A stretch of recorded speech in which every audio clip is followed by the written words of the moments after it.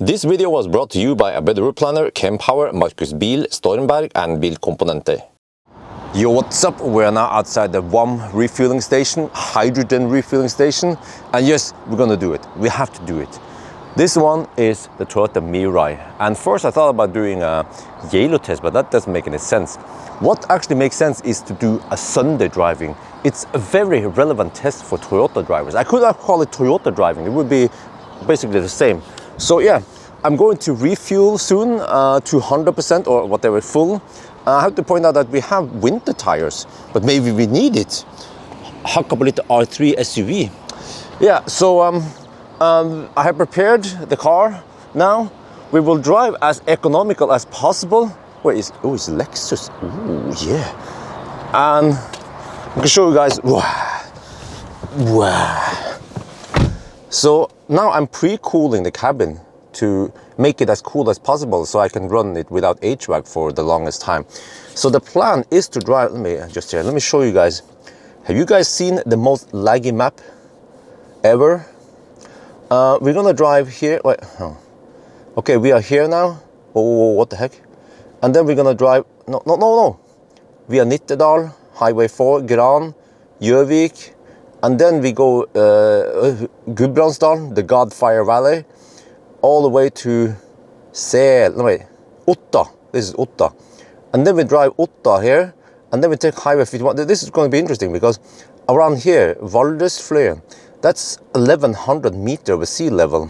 This car has a tiny 1.6 kilowatt hour battery. So it can regen, but what's going to happen downhill here when we regen? Will the battery be full and then it will just roll? We will see. And then hopefully I can make it back again to WAM here. Oh shit, man, so laggy. Yeah, okay, we'll make it back here. It's over 600 kilometer loop. So can this car do it? And can it go further than 600 kilometers? We will find out soon. So let me just refuel. Oh shit, I have a 1/3 tank. Oh, it's gonna be freaking expensive. Okay, refuel, and then off we go. Well, we're done refueling. 700 NOK, that's roughly 65, 68 euros. Oh shit. Yeah, at least the price is consistently high. It never changes. All right, so let me see. It started freezing every time now. It's nice and cold. Okay, but anyway, good to go.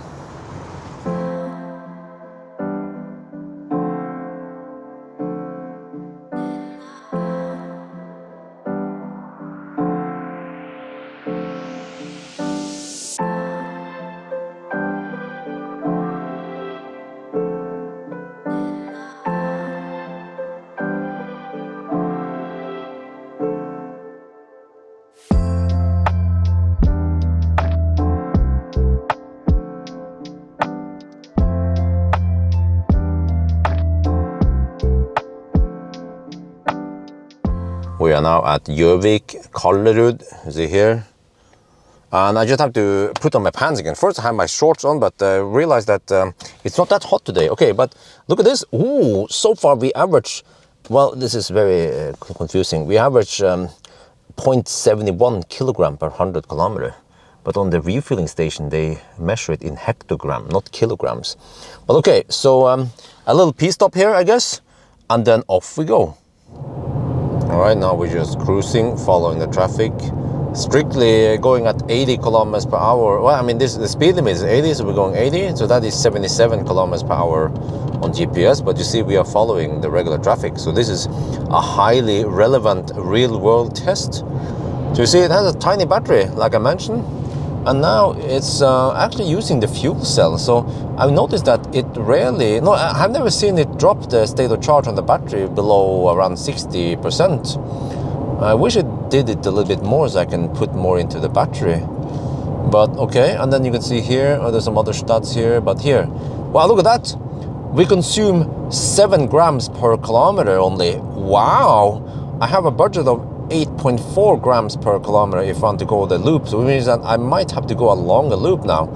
Yeah, wow, this is simply amazing.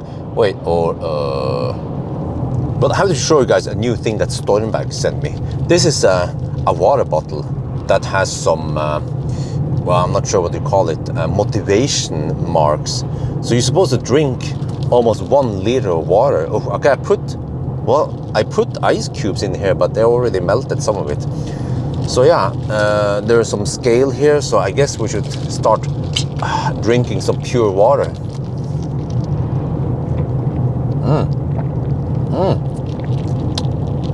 This is actually good for driving because you can't spill it, and it makes it easy to drink it, and then you can put it back in here. I put it in a little cooler bag. Yeah. Let's see then, what will run out first, the water or the hydrogen tank? H2O or H2?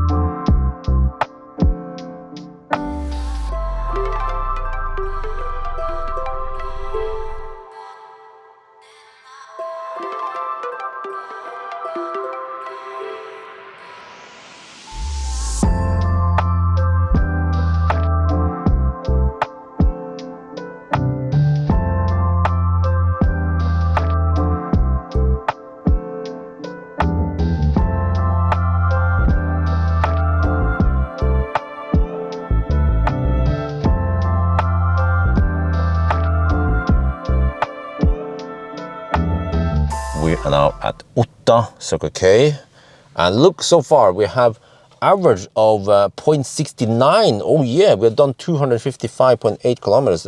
This car underreports distance by 2.1%, so we have to correct for this afterwards. So I'm going to show you that we are now over here on the map, and I think it's time for a little food break. Lunch for today is this salad from home. Oh yeah. Remember that I always eat just healthy food like salad. This is the only thing I eat, also at home, but also on trip. And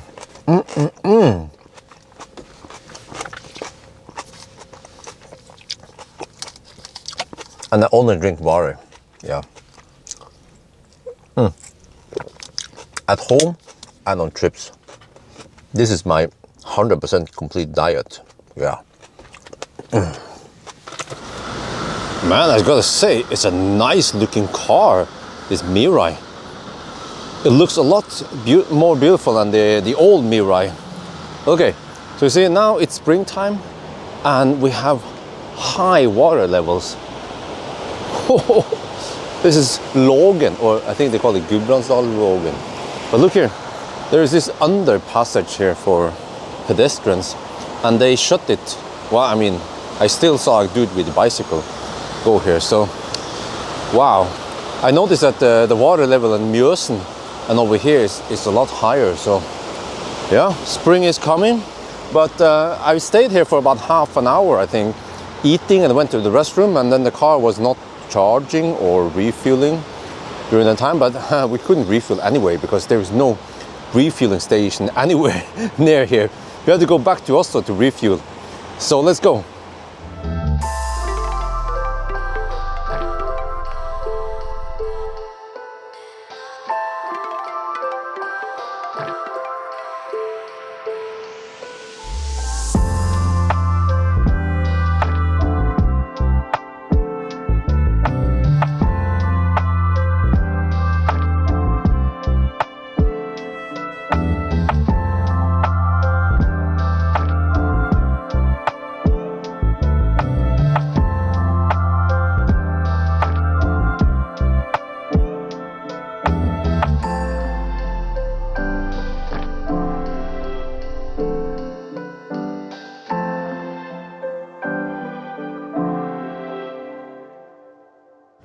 We are now at Valdresfløya.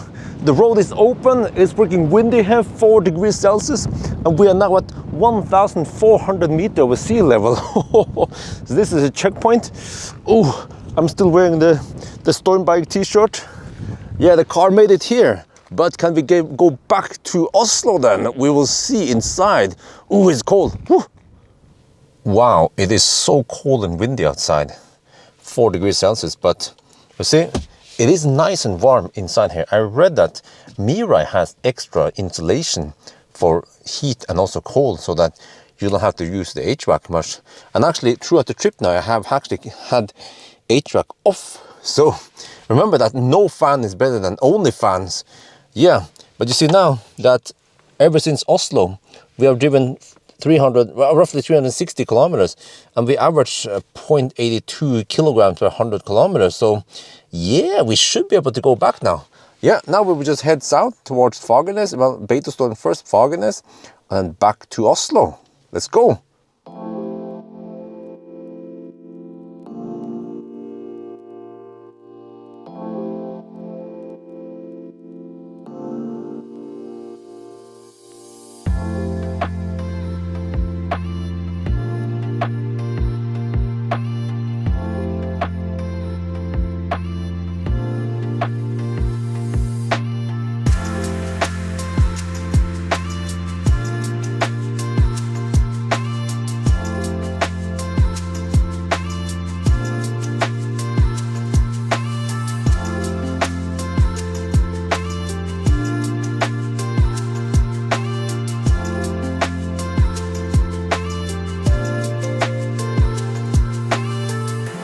We are now at Fagernes. I will have another stop here. So now the average has dropped to 7.5 grams per 100 kilometer. Okay, good. We have done 412 kilometers. Wow. Can we go 800? Unlikely, but 750 is possible. All right, we still have to drive, well, only 183 to Oslo. Okay, yeah, let's check outside. Wow, down here it's nice and warm, 14 degrees Celsius. So yeah, we'll just, I need to stretch my legs. And yeah, and by the way, here you see, you know, this is what it looked like when I was Russ. This is a Russe van. So more like it is in the smaller places. And then in Oslo, they just gang up together and go with a freaking bus. So yeah, nice place. And then here we have fast chargers. I don't know how many times we stopped today. We could have plugged in if we had an EV, but we didn't, so okay.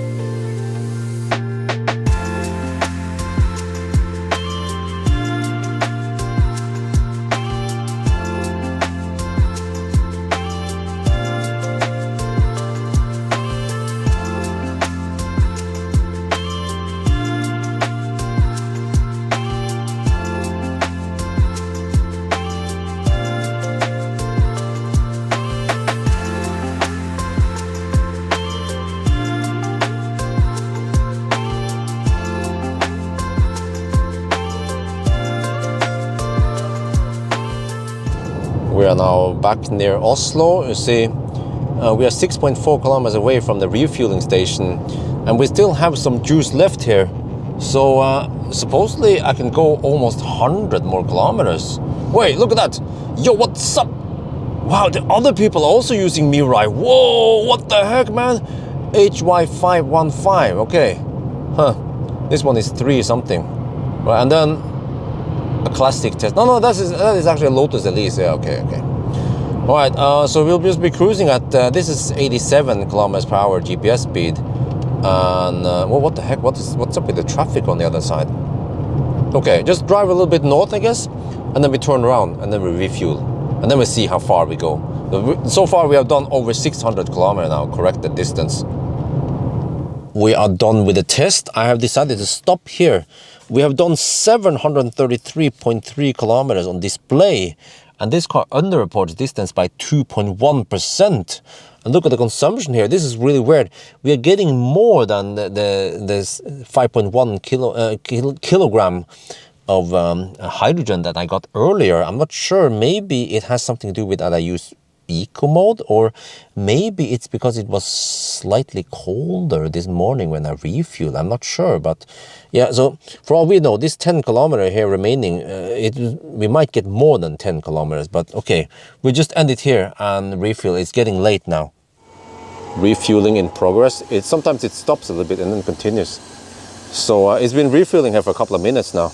Yeah, the fuel cap opened up quite easy. Sometimes it will bug, sometimes it, yeah. And then unfortunately, it will stop at 1000 NOK. So we will not be able to fill the car completely, but it will be quite full, like 95, actually more like 98, 99% full. But I calculated that this time we got 5.35 kilograms in here. So it's 200 grams more than previously, but then the other measurement was not done in one long test. It was done in 3 different segments. So maybe that's why there's slight round of error in those 3 segments together. So yeah, just have to wait a little bit more. We are almost done now.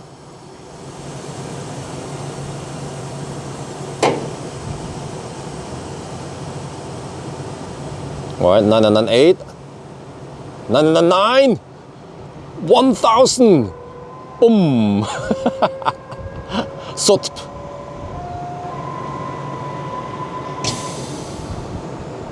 Done. D-O-N.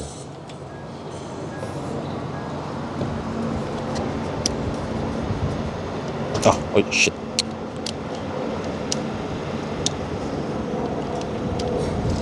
Oh, it's frozen.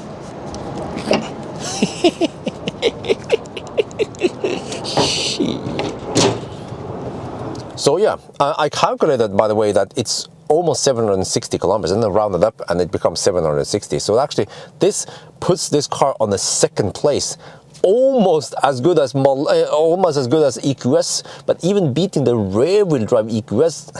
Think about this. This is way more affordable than EQS, and it has incredibly good range. Yes.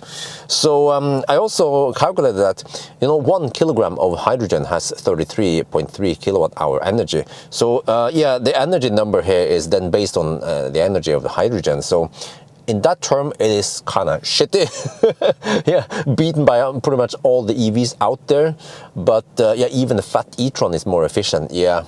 So, but this makes me wonder, if Tesla would make a hydrogen car, how efficient can they make it? Yeah, the problem with the hydrogen car is that the fuel cell is less efficient, so you lose a lot of energy there. But I actually did not run HVAC at all. I ran it for maybe a couple of minutes to just cool down the phone because it was overheating. But other than that, I ran it without HVAC. And also many of those other tests I've done in Sunday driving, I also ran it without HVAC. So I guess that helps to keep the consumption low. But with this Mirai, the Mirai has a VLTP range of 650 kilometers, and we actually went 110 kilometers beyond that one.